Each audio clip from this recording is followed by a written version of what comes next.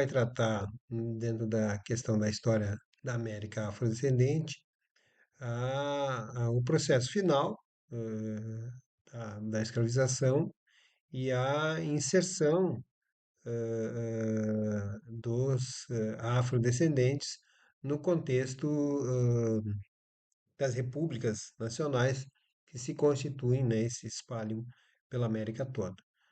O movimento iniciado ainda no século XVIII nos Estados Unidos vai ter sua guerra de independência, né, contra a Inglaterra, e depois a sua própria guerra interna, né, já no final do século XVIII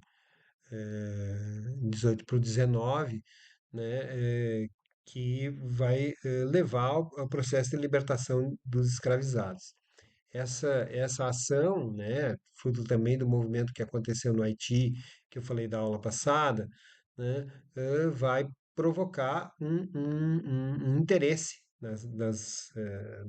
dos territórios americanos no seu próprio processo de libertação, né, de libertação do contexto colonial.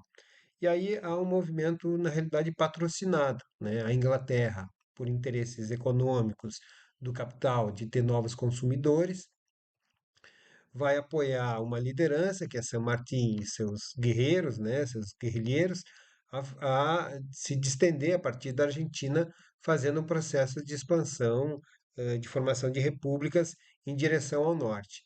E do norte para o sul, os Estados Unidos vão apoiar, né, Simão Bolívar, né, nesse mesmo processo. Então, Simão Bolívar vai descendo em direção ao sul e em direção ao norte, a, a São Martin vai fazendo esses processos de libertação, né, e de formação das repúblicas americanas.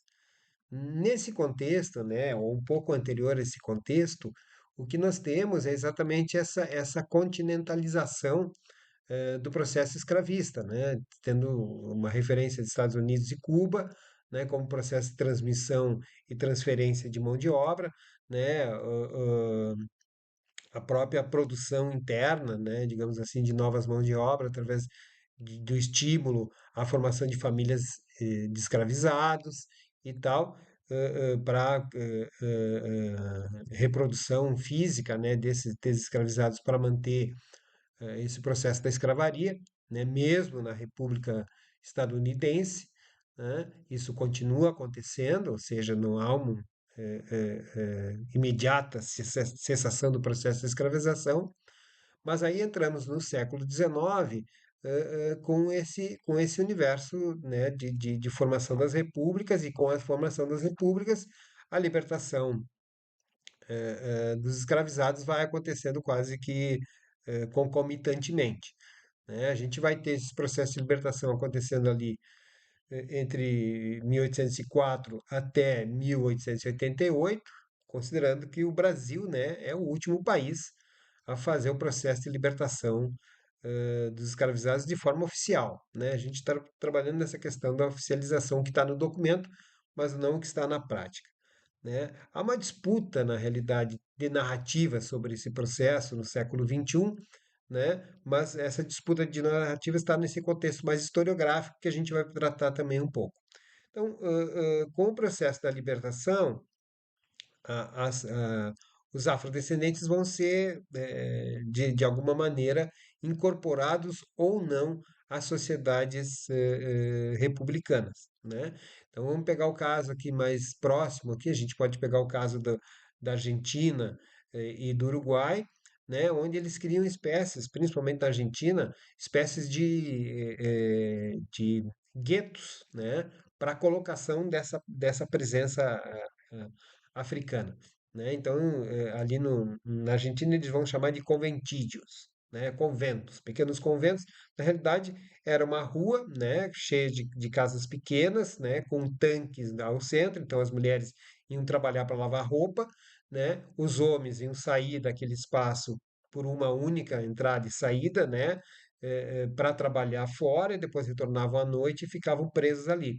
Esse processo vai minando a existência física desses indivíduos.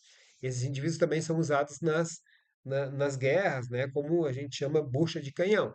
ou seja, eles vão ser aos poucos sendo assassinados, né, no processo das guerras porque faziam de alguma forma levavam as pessoas à morte por falta de equipamentos, por falta de alimentação e etc, etc. A busca era por um branqueamento da sociedade. No Brasil mesmo, a gente tem os projetos de colonização estrangeira, né, a partir de 1824, já no Império Brasileiro, né, que é trazendo cada vez mais pessoas europeias para ocupar o lugar das pessoas de cor de pele preta ou indígenas, né? Então, nesse sentido, né, o próprio projeto do século XIX é de extermínio sucessivo dos afrodescendentes. No entanto, né, é evidente, os afrodescendentes não sumiram, não desapareceram, não morreram, né? Eles continuam existindo, continuam se mantendo e ocupando vários espaços, principalmente os espaços produtivos, né, como indivíduos já assalariados. A historiografia, né, e aí é um outro momento que a gente vai trabalhar, então a historiografia entra nesse debate, né? Então, o que acontece? Com o próprio processo de ações afirmativas do século XX, final do século XX, início do século XXI, né? As ações afirmativas, principalmente nas universidades, não só no Brasil, mas por influência estrangeira em outras universidades da América Latina como um todo, vai colocar mais indígenas e africanos, e descendentes de africanos, melhor dizendo, dentro das universidades.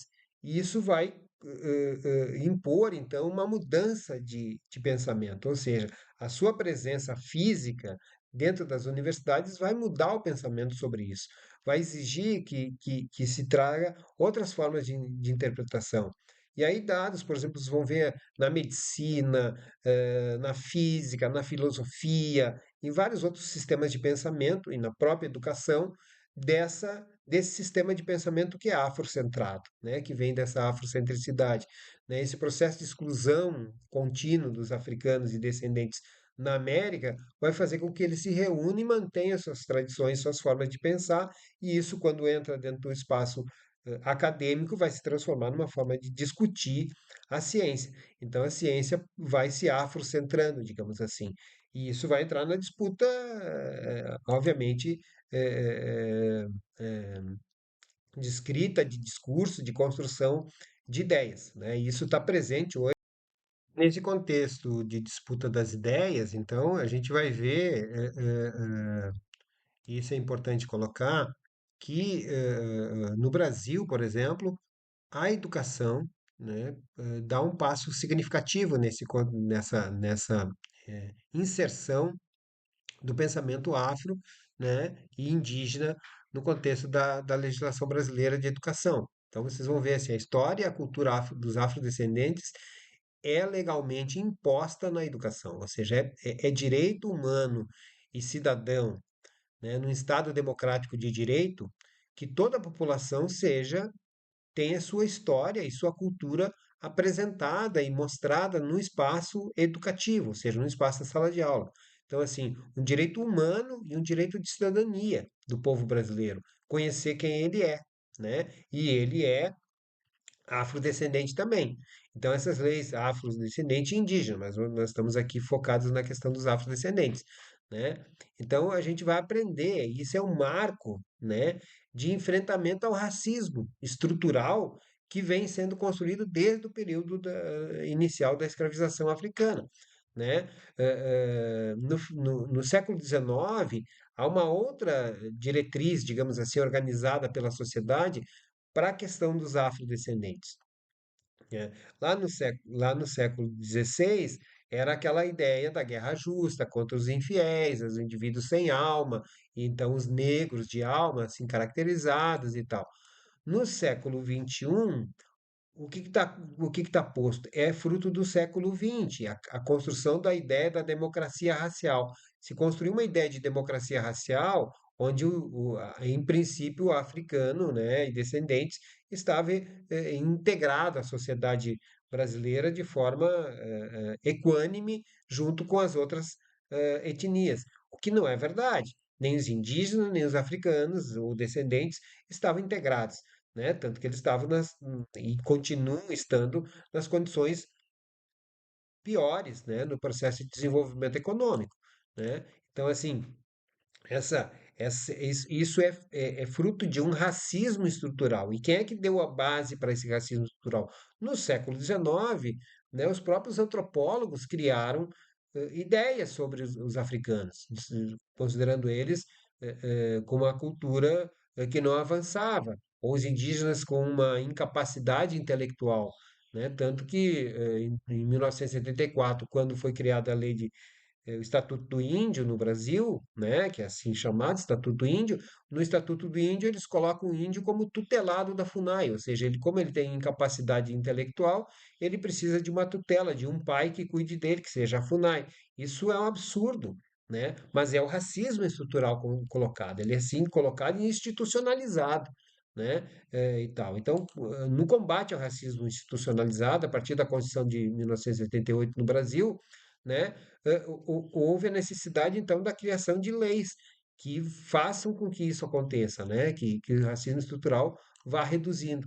E aí vai se colocar na LDB exatamente a lei 10.639 de 2003 e a 11.645 de 2008, né, a primeira que fala dos afrodescendentes ou afro-brasileiros e a segunda que fala dos indígenas, fazem com que essa inclusão seja obrigatória, ou seja, as pessoas têm que saber mais, né, sobre as artes, sobre a literatura, sobre a história, sobre o conhecimento produzido e constituído dessa parte da sociedade que está em toda a sociedade. Se nós pensarmos, né, no Brasil, a gente fala a língua iorubana, a gente fala a língua banto, né, mesmo sem saber. Aqui no Rio Grande do Sul é muito comum, né, a gente usar a palavra sanga, por exemplo. Né? A palavra sanga é um arroio, é um riacho pequeno. Essa palavra é banto. Então a gente está falando banto sem saber que está falando banto. Né? Assim como fandango também, porongo e tal, são palavras banto, né, que estão na nossa linguagem corriqueira e cotidiana e que a gente não fazia ideia, a maioria das pessoas não fazia ideia de que isso era a linguagem africana, que a gente está usando a linguagem africana. E várias outras coisas relativas a isso. E também uma outra coisa que a lei vai colocar é que o Dia Nacional da Consciência Negra, que é o dia da morte de Zumbi, né, quando ele foi assassinado em Palmares, né, 20 de novembro, é um dia nacional, ou seja, todos têm que comemorar. E recentemente foi transformado em feriado. Né? Por quê? Porque as pessoas têm que ter consciência sobre a negritude, sobre a presença africana no Brasil, sobre a sua história, sobre os seus valores, sobre os seus espaços, sobre os seus direitos. E o direito numa sociedade democrática, né? E nós vivemos numa sociedade democrática, estamos combatendo fortemente, né,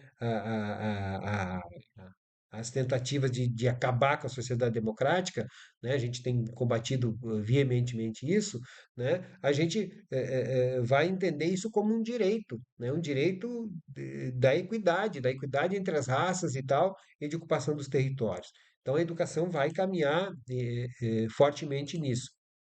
Outro caminho que vai acontecer na própria história, né? A história vai caminhar nesse universo, né? E tal, fruto das ações afirmativas, né? E as ações afirmativas vão criar uma nova história que é uma história que conta a história da ancestralidade, né? Afrodescendente que está aqui, tanto que essa disciplina que vocês estão usufruindo aqui no curso de vocês nunca teve no meu curso. Eu sou licenciado em História, né? E como licenciado em História, eu nunca tive nada sobre a, a, a história dos afrodescendentes. A história que a gente recebia era a história europeia, né? Como se fosse a história única que estava existente. O Marshall Salles, né? Fala que existem ilhas de história, né? Ou seja, cada grupo tem sua história e vai contar sua história, mesmo que esteja em paralelo, acontecendo em paralelo à história de outro. Então, essas histórias dos africanos e dos descendentes têm que estar sendo apresentada. É óbvio que para ser apresentada ela precisa ser escrita, né? E os historiadores da atualidade estão escrevendo ela. Ela não está pronta, né? Ela está em construção, tanto que esse texto de referência que vocês estão usando é um texto inicial, né? Ele tem uma proposta historiográfica contracolonial. Pensa, a palavra contracolonial é cunhada por um quilombola, né? E então os europeus chamam de descolonialidade e a gente fala de contracolonialidade.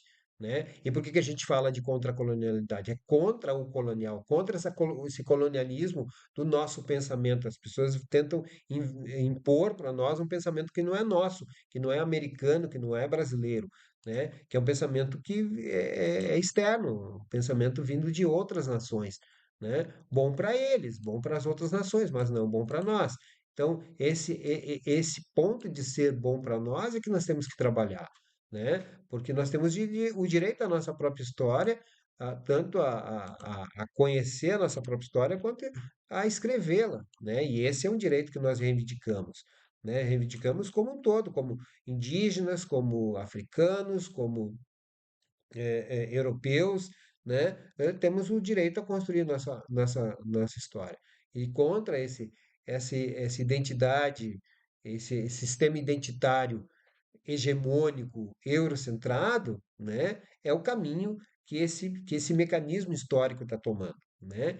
Então, o velho, novo mundo tem que acabar e nós temos que criar o novo mundo, né? Chegar ao novo mundo. O novo mundo é esse novo mundo do século XXI, que é o mundo que integra todos, né? Que traz todos para dentro do contexto histórico. A gente não pode manter esse processo de exclusão, de racismo, de, de, de, de impedimento de direito à história e tal, às populações afrodescendentes, né? Porque se a gente continuar por aí, a gente vai no caminho que a outra nação lá do norte tomou. Pega a figura de Elon Musk, né? Por exemplo, fazendo uma saudação nazista, né? O nazismo é extermínio de pessoas. O nazismo matou os próprios europeus. É por isso que eles não querem nada com o nazismo, porque matou europeus, né? Os poloneses, os judeus, os russos que foram para as câmaras de gás, né? São reconhecidamente europeus. Então, pensa, eles estão lá defendendo esse processo contra o nazismo. E nós não podemos defender isso, né? Porque defender o nazismo é defender a morte dos afrodescendentes, é defender a morte dos indígenas e valorizar apenas uma pessoa de origem europeia que tem a cor de pele branca, né, ou clara, olhos azuis, etc. Isso é negar toda a diversidade humana, né? Então a gente não pode mais permitir isso.